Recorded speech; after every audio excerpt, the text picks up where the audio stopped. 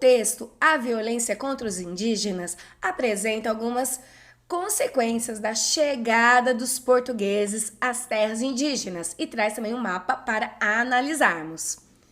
Quando os portugueses chegaram ao território que atualmente forma o Brasil, havia cerca de 4 milhões de indígenas.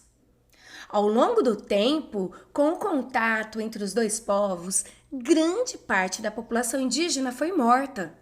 Muitos indígenas morreram por causa de doenças trazidas pelos portugueses, como a gripe, o sarampo e a varíola, pois o organismo deles não tinha defesas contra esses males.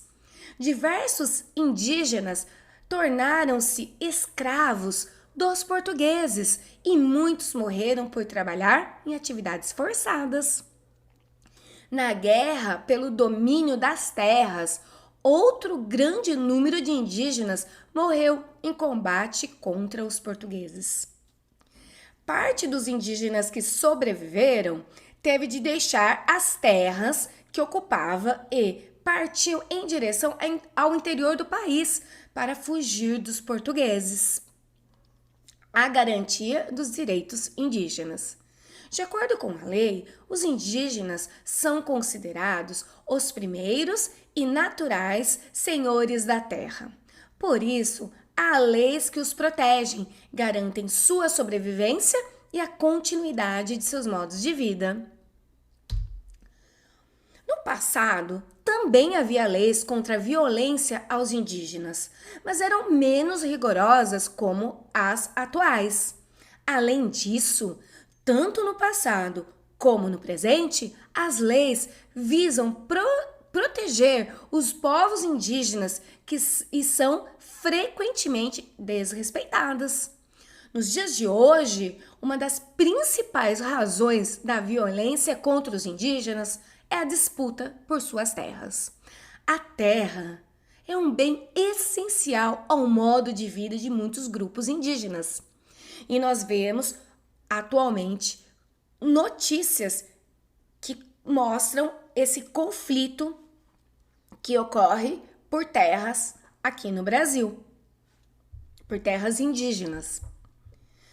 As escolas indígenas. Olha que linda foto. Indígenas do grupo Caiapó, na Escola Municipal Indígena do município de São Félix do Xingu, estado do Pará. Essa foto é de 2016. No Brasil, leis garantem o ensino de línguas indígenas e a transmissão dos costumes desses povos. Em muitas aldeias, há escolas com professores indígenas habilitados. As crianças aprendem a língua e a cultura de seu povo e também a língua portuguesa. Para os indígenas, é importante saber português para entender os não indígenas e, principalmente, para defender os seus direitos.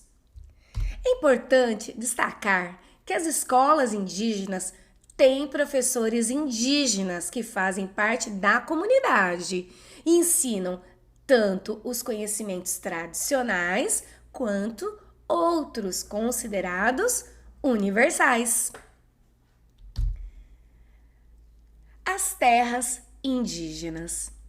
Os indígenas têm o direito de viver nas terras que tradicionalmente ocupam. Para garantir esse direito, existem locais demarcados de uso exclusivo dos indígenas, chamados terras indígenas.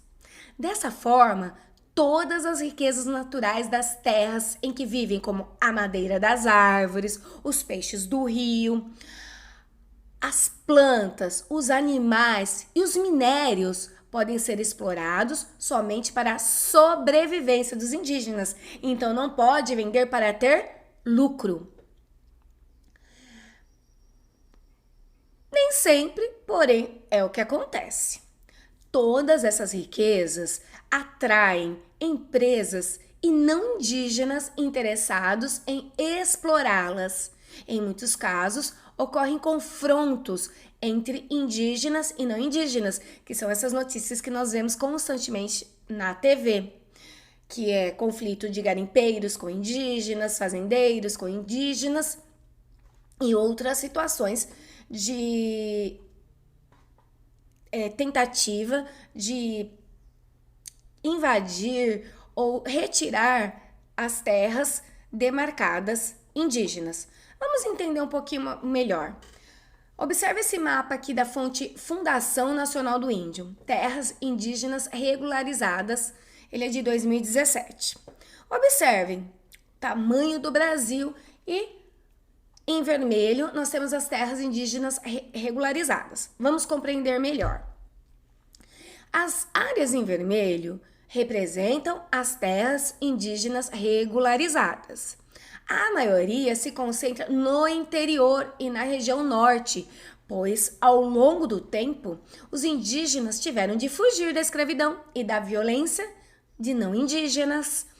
Lembrem-se, o litoral do Brasil foi o primeiro local colonizado pelos portugueses e os índios tiveram que fugir para o interior do país para não serem mortos. Lembrando que os tupinambás que viviam aqui no litoral do estado de São Paulo, da Bahia também, foram, e em outros locais do litoral, foram exterminados pelos portugueses. Eles não existem mais. Esse grupo, infelizmente,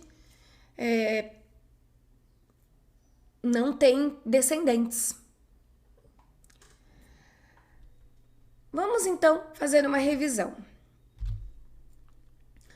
As principais formas de violência a que foram submetidos os povos indígenas no contato com os europeus e seus descendentes foram disputa pela terra, escravidão, doenças e migrações forçadas. E atualmente os conflitos ocorrem por terras.